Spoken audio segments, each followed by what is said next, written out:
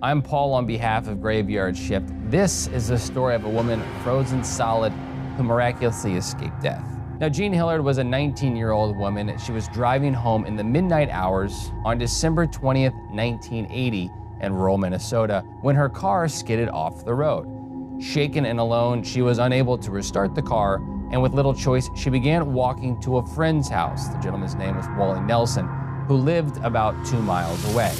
Now, she nearly made this trip. She actually ended up being 15 feet from his door until she collapsed from hypothermia. Over the course of 6 hours, her body became completely frozen as she lied still in the snow, negative 22-degree temperatures. Now, Wally found her that following morning lying in the snow at 7 a.m. She was so frozen, he had to load her diagonally into his car and drive her to Foston Hospital.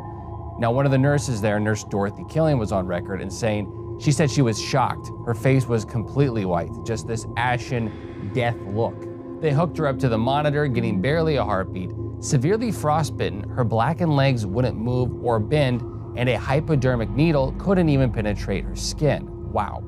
Doctors assessed that even if she could survive, she would likely have brain damage and her legs would need to be amputated.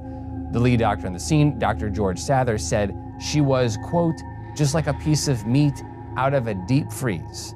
They wrapped her in an electric blanket and she slowly began to thaw. Now, after 2 hours, her body went into violent convulsions. She wasn't through the woods yet. There was hope, but brain damage was still a possibility. Then Jean regained consciousness and saw her family standing around her. 49 days later, doctors weren't able to explain how this all happened and how Jean Hilliard walked out of the hospital, having made a complete recovery with no permanent damage from the event. I'm Paul on behalf of Graveyard Shift, and this has been a story of how a woman seemingly survived being frozen to death.